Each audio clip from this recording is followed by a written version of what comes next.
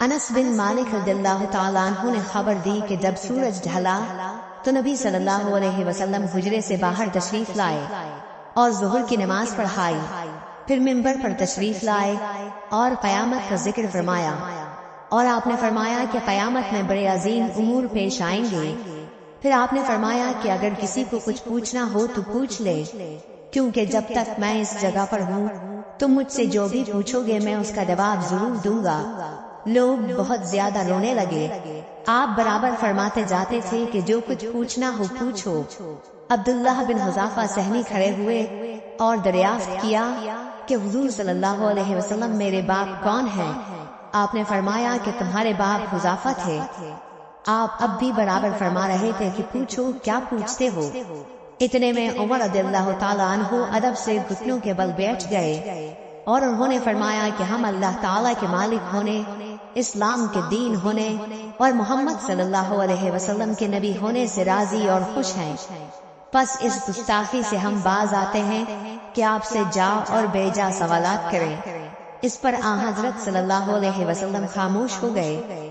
پھر آپ نے فرمایا کہ ابھی ابھی میرے سامنے جنت اور جہنم اس دیوار کے کونے میں پیش کی گئی تھی، پس میں نے نہ ایسی کوئی عمدہ چیز دیکھی جیسی جنت تھی اور نہ کوئی ایسی بری چیز دیکھی جیسی دوزخ تھی۔ صحیح بخاری حدیث نمبر 540۔ ابو برزہ فضلہ بن عبید رضی اللہ تعالیٰ عنہ نے کہا کہ نبی صلی اللہ علیہ وسلم صبح کی نماز اس وقت پڑھتے تھے جب ہم اپنے پاس بیٹھے ہوئے شخص کو پہچان لیتے تھے۔ صبح کی نماز میں حضور صلی اللہ علیہ وسلم 60 سے 100 تک آیتیں پڑھتے، اور آپ ظہر اس وقت پڑھتے جب سورج ڈھل جاتا، اور عصر کی نماز اس وقت کہ ہم مدینہ منورہ کی آخری حد تک نماز پڑھنے کے بعد جاتے، لیکن سورج اب بھی تیز رہتا تھا۔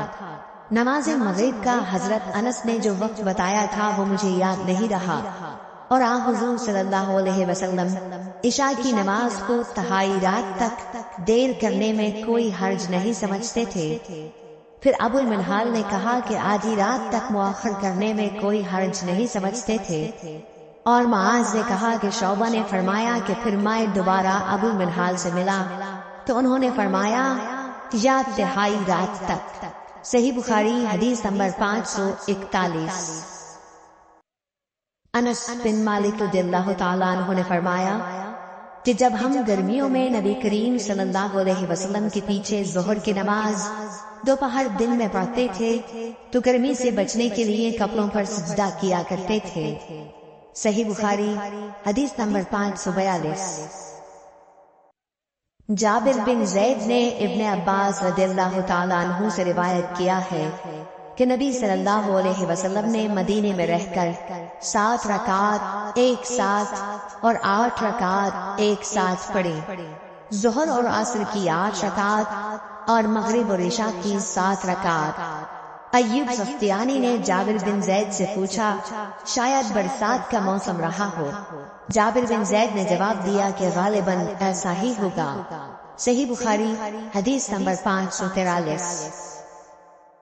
حشام بن عروہ نے اپنے والد سے روایت کیا کہ حضرت مائی عائشہ صدیقہ رضی اللہ تعالیٰ عنہا نے فرمایا کہ نبی صلی اللہ علیہ وسلم عصر کی نماز ایسے وقت پڑھتے تھے کہ ان کے حجرے میں سے ابھی دھوپ باہر نہیں نکلتی تھی۔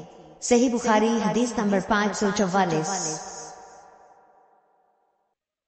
عروہ بن زبیر رضی اللہ تعالیٰ عنہ نے حضرت عائشہ صدیقہ رضی اللہ تعالیٰ عنہ سے روایت کیا ہے کہ رسول اللہ صلی اللہ علیہ وسلم نے عصر کی نماز پڑھی تو دھوپ ان کے حجرے ہی میں تھی، سایہ وہاں نہیں پھیلا تھا۔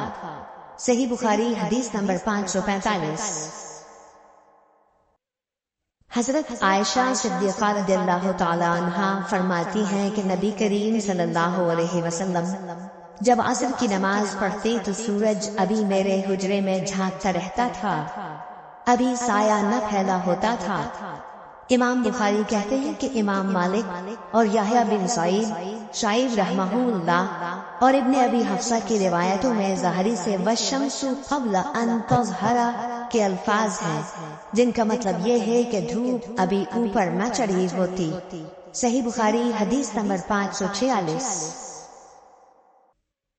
سیار بن سلامہ نے بیان کیا کہ میں اور میرے باپ ابو برزہ اسلمی رضی اللہ تعالی عنہ کی خدمت میں حاضر ہوئے۔ ان سے میرے والد نے پوچھا کہ نبی کریم صلی اللہ علیہ وسلم فرض نمازیں کن وقتوں میں پڑھتے تھے؟ انہوں نے فرمایا کہ دوپہر کی نماز، جسے تم پہلی نماز کہتے ہو، سورج ڈھلنے کے بعد پڑھتے تھے، اور جب عصر پڑھتے اس کے بعد کوئی شخص مدینے کے انتہائی کنارے پر اپنے گھر واپس جاتا تو سورج اب بھی تیز ہوتا تھا۔ سیار نے کہا مغرب کے وقت کے متعلق آپ نے جو کچھ کہا تھا وہ مجھے یاد نہیں رہا، اور عشاء کی نماز جسے تم عتمہ کہتے ہو اس پہ دیر کو پسند فرماتے تھے، اور اس سے پہلے سونے کو اور اس کے بعد بات چیت کرنے کو ناپسند فرماتے، اور صبح کی نماز سے اس وقت فارغ ہو جاتے جب آدمی اپنے قریب بیٹھے ہوئے دوسرے شخص کو پہچان سکتا، اور صبح کی نماز میں آپ 60 سے 100 تک آیتیں پڑھا کرتے تھے۔ صحیح بخاری حدیث نمبر 547۔